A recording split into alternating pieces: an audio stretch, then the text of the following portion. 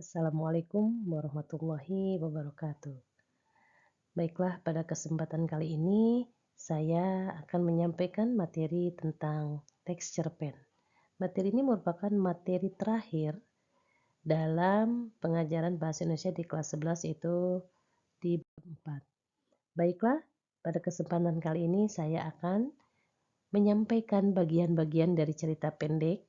Yang pertama yaitu mulai dari pengertian cerita pendek, kemudian unsur pembangun cerita pendek, kaidah kebahasaan cerita pendek, dan struktur teks cerita pendek. Adapun pengertian dari cerita pendek adalah cerita pendek merupakan salah satu karya sastra yang memusatkan diri pada satu tokoh dalam satu situasi. Cerita pendek merupakan cerita yang habis dibaca sekitar 10 menit atau setengah jam. Ada juga yang mengatakan bahwa cerita pendek cerita yang bisa dibaca dalam satu kali duduk. Jumlah katanya sekitar 500 sampai 5.000 kata. Unsur pembangun cerita pendek di sini ada dua. Yang pertama adalah unsur intrinsik cerita pendek. Satu, tema. Tema adalah gagasan yang menjalin struktur isi cerita. Tema suatu cerita menyangkut segala persoalan, baik itu berupa masalah kemanusiaan, kekuasaan, kasih sayang, kecemburuan, dan lain sebagainya. 2. Amanat. Amanat merupakan ajaran atau pesan yang hendak disampaikan oleh pengarang. Yang ketiga adalah penokohan. Penokohan merupakan cara pengarang menggambarkan dan mengembangkan karakter tokoh-tokoh dalam cerita. Penokohan di sini ada dua, ada tokoh dan juga ada karakternya. Yang keempat adalah alur. Alur merupakan pola pengembangan cerita yang terbentuk oleh hubungan sebab akibat ataupun bersifat kronologis. 5. Latar. Latar atau setting yaitu ada latar tempat, ada latar waktu, ada latar budaya yang digunakan dalam suatu cerita. Yang keenam, di sini ada gaya bahasa. Gaya bahasa adalah penggunaan bahasa berfungsi untuk menciptakan suatu nada atau suasana dari penulis yang bisa merumuskan dialog dan mampu memperlihatkan hubungan dan interaksi antar sesama tokoh dalam cerita pendek. Yang kedua di sini ada unsur ekstrinsik. Kalau tadi unsur intrinsik adalah unsur yang membangun di dalam cerita tersebut. Kalau unsur ekstrinsik adalah unsur yang membangun di luar cerita pendek tersebut. Nah, di sini yang pertama adalah ada latar belakang pengarang. Di sini latar belakang pengarang menjadi hal yang sangat penting karena latar belakang pengarang akan mempengaruhi pada cerita tersebut. Misalnya, si pengarang ini berasal dari daerah Sumatera. Nah, ceritanya kita akan menemukan cerita di mana di dalamnya si pengarang menceritakan tentang masakan-masakan, misalnya masakan Padang, atau ada budaya-budaya yang diterapkan di masyarakat Sumatera, atau misalnya pengarangnya dari Sunda.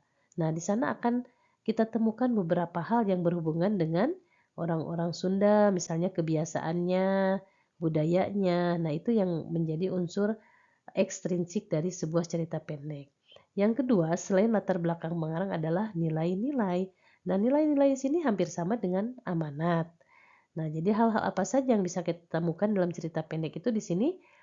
Contohnya ada nilai agama, ada nilai moral, ada nilai sosial, ada nilai budaya, ada nilai ekonomi. Contohnya kalau nilai sosial di sini berarti ada nilai atau ada kegiatan saling membantu dengan sesama orang, misalnya gotong royong, bekerja sama, itu ya contohnya. Kalau nilai agama atau nilai religi contohnya adalah orang yang melaksanakan ibadah sesuai dengan agamanya, itu contohnya ya. Kemudian di sini ada kaidah kebahasan teks cerpen. Yang pertama banyak menggunakan kalimat bermakna lampau yang ditandai oleh fungsi-fungsi keterangan yang bermakna kelampauan seperti ketika itu, beberapa tahun yang lalu, dan telah terjadi. Yang kedua, banyak menggunakan kata yang menyatakan urutan waktu. Yang ketiga, banyak menggunakan kata kerja yang menggambarkan suatu peristiwa yang terjadi. Kemudian, yang keempat, banyak menggunakan kata kerja yang menunjukkan kalimat tak langsung. Yang kelima, banyak menggunakan kata kerja yang menyatakan sesuatu yang dipikirkan atau dirasakan oleh tokoh. Yang keenam, menggunakan banyak dialog. Yang ketujuh, menggunakan kata-kata sifat. Kemudian, struktur teks cerita pendek. 1. Pengenalan suatu cerita. Dalam bagian ini, pengarang memperkenalkan para tokoh, menata adegan, dan hubungan antar tokoh. Yang kedua, pengungkapan peristiwa. Dalam bagian ini disajikan peristiwa awal yang menimbulkan berbagai masalah, pertentangan, ataupun kesukaran-kesukaran bagi para tokohnya. Yang ketiga, menuju pada adanya konflik. Terjadi peningkatan perhatian kegembiraan, kehebohan, ataupun keterlibatan yang menyebabkan bertambahnya kesukaran tokoh.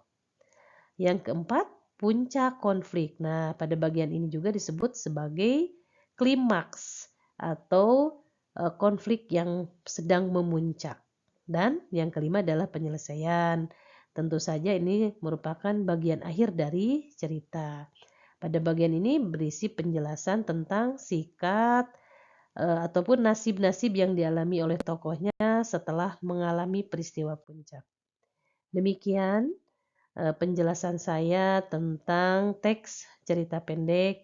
Semoga dapat dipahami. Terima kasih. Wassalamualaikum warahmatullahi wabarakatuh.